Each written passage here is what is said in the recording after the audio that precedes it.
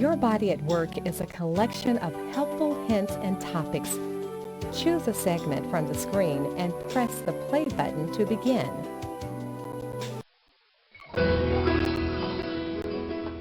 Whether you're just learning to type or brushing up on your typing speed, Mavis Beacon Teaches Typing wants you to develop your skills in the healthiest, most comfortable way possible. This video module contains information on cumulative trauma disorders and office ergonomics, two of today's most highly profiled health topics. We hope you find this information useful. Because new discoveries and treatments are constantly unfolding, we encourage you to learn more about these topics through your local library, the internet, and your healthcare professional. As the name implies, cumulative trauma disorders usually occur as a result of activities that accumulate damage to the body. These activities typically involve some sort of motion or angle that's stressful, such as continually repeating a particular movement or holding your body at an unnatural position for long periods of time. Typists and computer users are among those susceptible to cumulative trauma, although it spans a spectrum of occupations, from musicians to assembly line workers. Long periods of high-speed typing and heavy use of pointing devices, such as mice and trackballs, are some of the most common culprits behind computer-related CTDs. Equally at fault are elements of poor posture, inadequate equipment, and a lack of exercise. Left untreated, the long-term result can be injury to joints, ligaments, tendons, nerves, muscles, and blood vessels. Why do only some people get CTDs? Well, there may be a combination of factors. Genetics, for one, which can dictate wrist size, tendon lubrication, or other anatomical traits. Health conditions, such as arthritis or diabetes. Hormonal changes brought on by pregnancy, oral contraceptives, or menopause. And trauma, such as a blow to the wrist or arm. But the most common reasons people get CTDs still relate to their work styles and environments. Early detection is especially important in avoiding long-term injury. Some of the symptoms of CTDs are tightness, stiffness, or pain in your hands, arms, neck, shoulders, or back, tingling, coldness, or numbness in your hands, clumsiness or loss of gripping strength, pain that wakes you up at night. Correcting chronic CTDs can require the use of slings, braces, even surgery.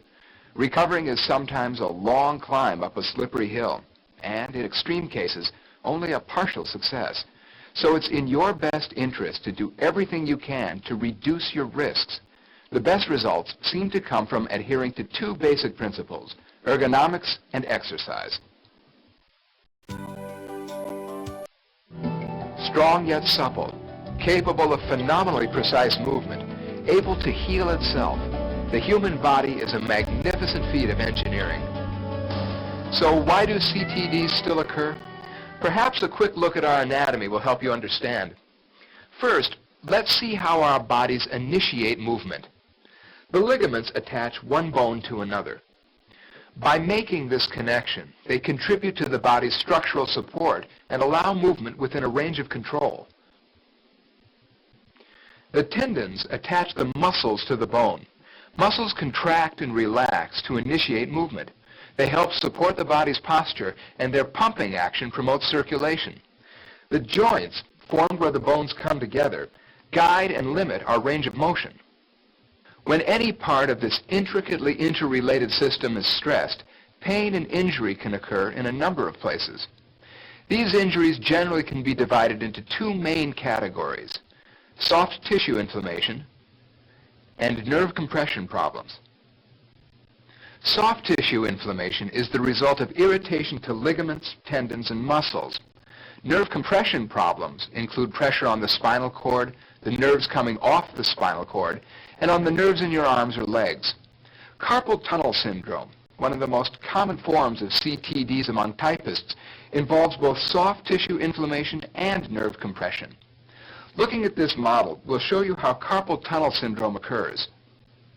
The carpal tunnel is made up on three sides by the wrist bones and on the fourth side by a tough ligament.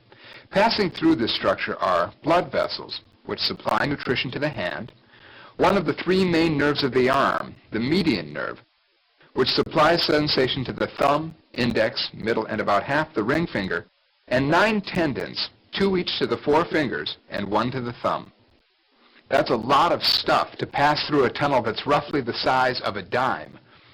Each tendon is lubricated by a special fluid and protected by a smooth sheath to help it glide easily. In carpal tunnel syndrome, however, overuse of the tendons causes them to become irritated. The sheaths become rough and reddened, lubrication diminishes, and the tendons swell with inflammation. The carpal tunnel can't get any larger, so as the tendons swell, they exert pressure on the soft structures within the tunnel, especially the median nerve and the blood vessels. The result is tingling, numbness, and eventually severe pain. If prolonged, actual hand muscle weakness can occur. Carpal tunnel syndrome can be treated with steroids, anti-inflammatories, physical therapy, or even, in extreme cases, surgery. But carpal tunnel syndrome is only one of many CTDs. Other soft tissue and nerve compression problems can also occur. A thorough medical examination and accurate diagnosis is critical. Prevention, of course, is always a better alternative, and one of the best places to start is your workspace. Where are you practicing your typing? Is it in a space that's ergonomically correct? Ergonomics is the science that deals with people, their work environment, and the tasks they perform within it. When the environment and its work processes are well designed, we stay healthier and more productive. Let's take a look at a typical workstation and how you should fit within it. One of the best investments you can make is a good ergonomic chair. You should be able to adjust its height and tilt, the height of its armrests, if any, and the depth of its seat. It should also offer you good lumbar support. Check to make sure it has a 5-point base with casters so you can easily roll around your workspace. Your workstation should be set up to allow you to work in a relaxed, neutral position. This reduces tension in the muscles and tendons of your whole body. If you're under a lot of stress at work, and who isn't, this is doubly important. What is a neutral position?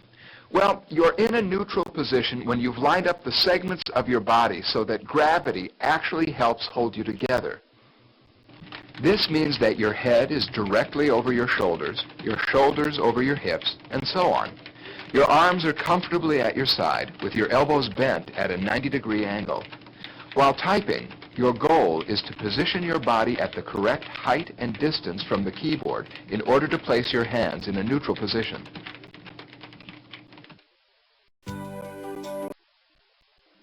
Follow these guidelines to work in neutral. If you can adjust your work surface height, then set the chair height so that your thighs and hips are well supported by the chair and your feet are firmly on the floor. On the other hand, if your work surface height is fixed, then adjust your chair height to properly position your hands. You may need a footrest if your feet dangle.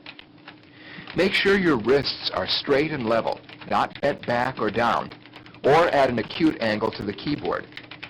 If your chair has adjustable armrests, position these to support your elbow and forearm in a neutral position. Don't slouch down or lean forward. Sit up straight with your back resting firmly against the cushion of your chair. Keep your head in relaxed alignment with your spinal column, like a ball on top of a stick. Using your neck and shoulder muscles to hold up your head will only result in tension, fatigue, and soreness. And so will typing while you're on the phone. This cuts off circulation and strains your muscles. Keep your head and shoulders in neutral and hold the receiver to your ear. Or even better, get a headset. Make sure you don't have to stretch in order to type or use the mouse. Also, make sure the mouse is on the same plane as the keyboard. Finally, place frequently used supplies and materials within easy reach. Position your computer monitor so that the top of the screen is slightly below eye level. Make sure it's at a distance that allows you to comfortably read the screen without squinting or leaning forward. If possible, position the monitor so that it's directly in front of you, so that you don't have to turn your head to view it. If you wear bifocals, position the monitor so you don't have to tilt your head back to see the screen. And don't forget glare. The wrong lighting can be as fatiguing and damaging to your eyes as poor posture is to your body. Position your monitor so that light does not bounce directly off of it. Or use a glare screen. A document holder will help reduce strain and tension in the neck and shoulder muscles. It should be positioned at the same height and distance as your monitor. And always make sure you have adequate task lighting on your work surfaces. Wrist pads are very popular these days, but remember that they're only to be used when you pause from typing. Your arms should always move your hands around instead of you resting your wrists and stretching to hit the keys with your fingers. Make sure the wrist pad allows your arms and wrists to remain level while typing. Here are a couple more tips to help you work effectively and painlessly. Use a light touch. Don't pound on the keyboard. Don't grip or squeeze the mouse. Hold it lightly and learn some keyboard commands as alternatives. Tendons and muscles are less flexible when cold, so keep your arms and hands warm, especially in those air-conditioned offices. Mix your activities. Don't just type all morning and then file all afternoon. Variety is the key because CTDs occur most frequently in people whose motions are not only repetitious, but are kept up constantly for hours. Type, make copies, and file, a little in the morning and a little more in the afternoon.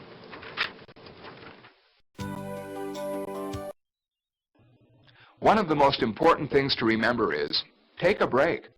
Pause briefly after a period of heavy typing or mouse clicking. Just a minute or two can be enough to refresh your overworked muscles and tendons and head off inflammation and pain. Take a longer break to stretch and relax every hour or so. Sustained body positions, even the optimal neutral ones, can have as much negative impact as repetitious movements. Your goal should be to promote blood flow and reverse sustained or awkward positions. When the body's tissues don't receive adequate nutrition through the blood flow supply of oxygen and sugars and its vital removal of waste, then the health of those tissues is compromised. If you really want to make a difference, don't sit around during your coffee break. Move.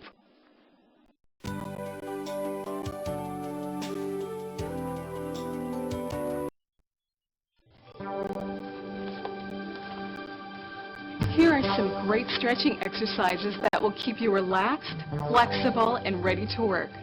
Practice them before you start your day, or even during work hours when you take that all-important break from the computer. Although many of the exercises are demonstrated standing up, they can also be done from a seated position. Before we begin, here are some helpful guidelines. Always stretch from a neutral beginning posture. Don't hold your breath. Breathe in with the stretch and out with the relaxation of the movement.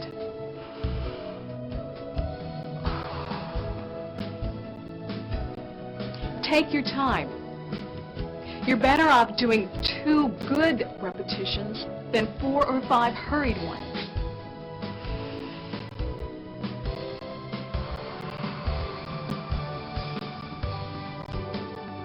Don't push too hard. A little soreness after doing these exercises is okay, but never overstretch to the point of pain.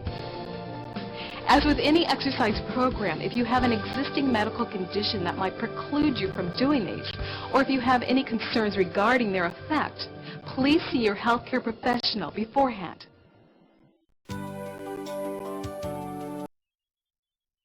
Starting from a neutral position, roll your shoulders forward in a fluid, gliding motion. This exercise releases tension in the shoulders and neck muscles, something almost all typists suffer from.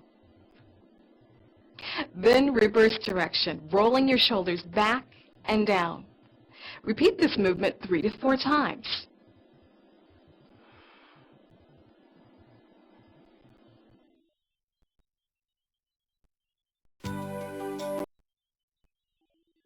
Place your hands on the back of your neck. Slowly stretch your elbows and head backward, opening up your shoulders and chest. Hold for a count of 3. And relax. Repeat. And relax.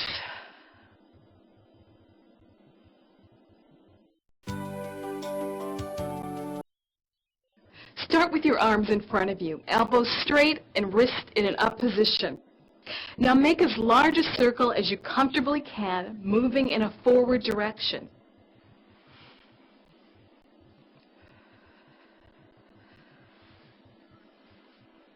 Relax your arms for a moment. Remember, your goal is slow, controlled movements.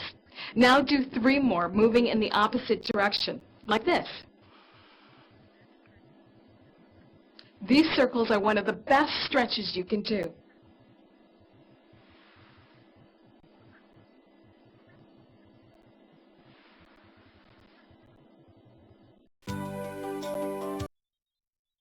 Here's a stretch that will limber up your hands and fingers and really get the blood flowing. First, hold your arms in front of you, elbows locked, and make a fist with your hands. Now open up your hands and extend your fingers as far and as wide as you can. Repeat 3 to 4 times using a quick rhythmic motion. Doesn't that feel good?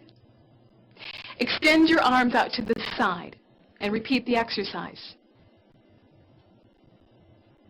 Now lift your arms overhead and repeat for another count of 3.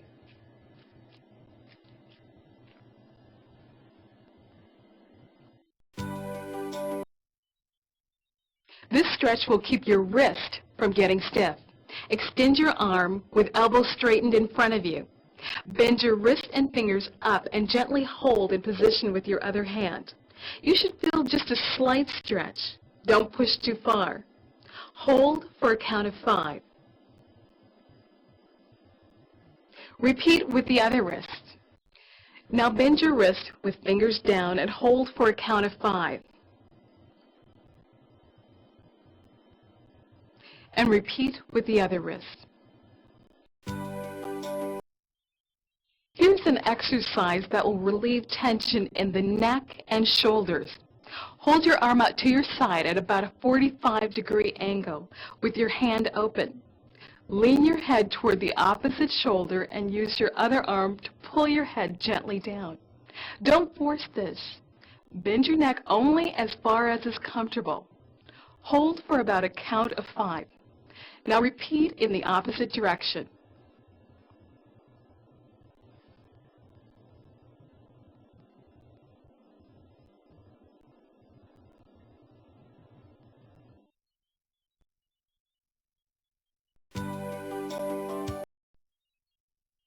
Slowly rotate your head from side to side, and now back again. Don't ever force your head backwards. You have blood vessels in your cervical spine that could become pinched. Repeat this exercise 3 times. Give yourself a good all-around stretch by standing up straight and tall. Lift your arms over your head and stretch your fingertips toward the ceiling as high as you can. Feel the stretch running all the way through your legs, torso, and arms. Hold for a count of 5. Repeat the stretch 2 to 3 times. A variation on the sky reach is to twist at the waist once you are stretching. Keep your feet flat on the floor. Rotate your shoulders and waist until you feel a gentle pull. Hold to a count of 5 for each rotation. Rotate 2 or 3 times on each side.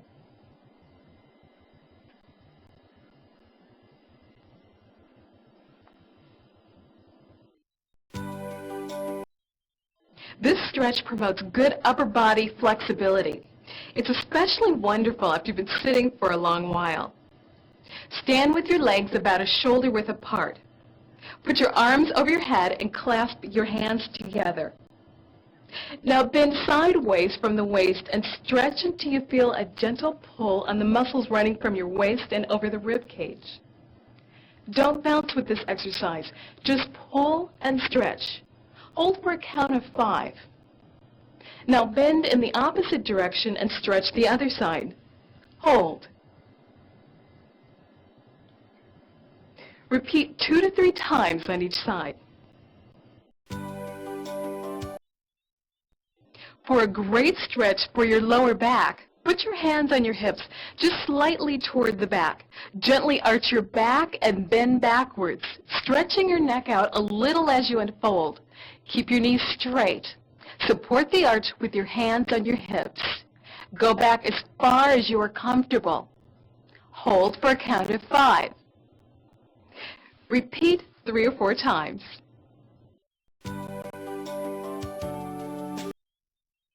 Eye strain is very common among those who work at computers due to the intensity of the screen, the glare that often accompanies it, and our habit of staying focused in one depth of field.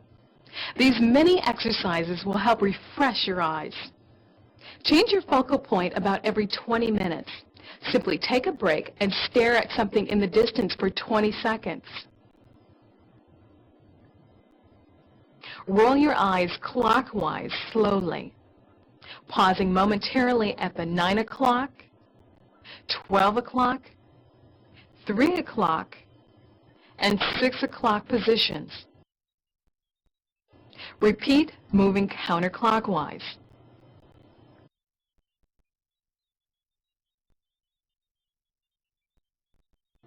Finally, close your eyes and cover them lightly with the palms of your hands. Press very gently against the lids. Rest your eyes this way for about a minute.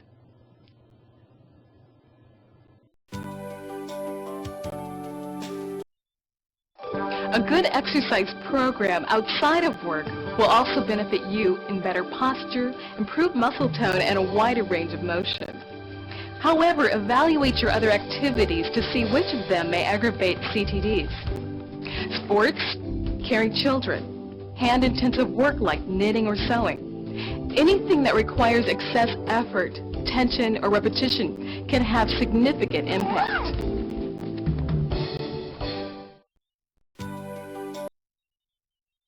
There doesn't seem to be any doubt that the computer is here to stay. Learning how to type easily and efficiently on a keyboard is a skill set that will help us and future generations to accomplish our educational and career goals. Mavis Beacon Teaches Typing is committed to bringing you the latest information and technology to support your typing progress. Ergonomics and cumulative trauma disorders are both relatively new fields of study, so if you have any questions or concerns about them, please consult your healthcare professional. To access the most up-to-date links on these and other typing-related topics, visit the Mavis Beacon website at www.mavisbeacon.com.